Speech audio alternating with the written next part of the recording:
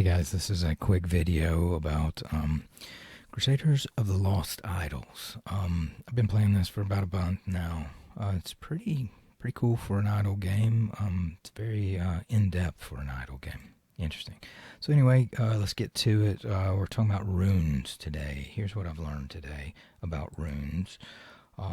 First of all, they're really good for upgrading your character, but I did not realize. Well, first of all, before we get into that, let me explain one thing real quick. The rune system's not terribly obvious. Like, if you look at this, like when I first looked at this, I was like, oh, it costs 0 to unlock these slots, you know, and it took me a second to figure out that, okay, yeah, I got to click this button to unlock this slot. Well, what I didn't realize is I thought they all cost 0 the first to unlock. So I was like, okay, I'll just go around and unlock them all. And I think I started with, I don't know, I think it was curry or whatever.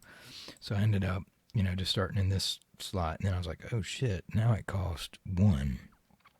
And then that's one of those legendary catalysts, which are not commonplace, and they, you know, anything you do with them, they get progressively more expensive to do with until it resets after a while. So anyway, think through it before you do this. Like, I really would have rather probably unlocked just this one to send her on missions, because I really don't use her that often, and she's my only healer, and so the healer tag's really useful for missions, and I'd rather her be stacking up the EP. But anyway, I unlocked this one. Actually needed that fire rune for my DPS, so I ended up using a solvent to get it all, to get the thing out of here. And then I was like, oh shit, I can't even unlock this until much later. And then I was like, I'm not gonna even worry about it. So anyway, that part was a little confusing, so just to give you a little clarity on that. Now, what I learned today too is I've looked at this screen a billion times and never noticed this merge, this little area right here.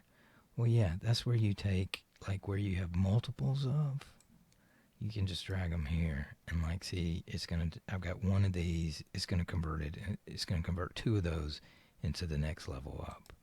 So you see, now I have 3 of these now. So I didn't realize you could do that. Actually, just once I finally figured that out, that made it to where I could upgrade a rune past 5, because so far the only thing that's dropped for me is at a chest is a 4. So I was like, how in the heck do you even get a 5? But that's how you do it. So you would merge until you got a 4 rune, and then drop. And that's the other thing that's not terribly intuitive about this, is in order to, like, upgrade a rune, you have to drop the same level of rune directly on it. Like, I would need a 4 of this type of rune, and then I would just swing it over here and drop it on there like that. And then that would turn those 2 4s would be converted into a 5 into that slot. So that's the other way you do that.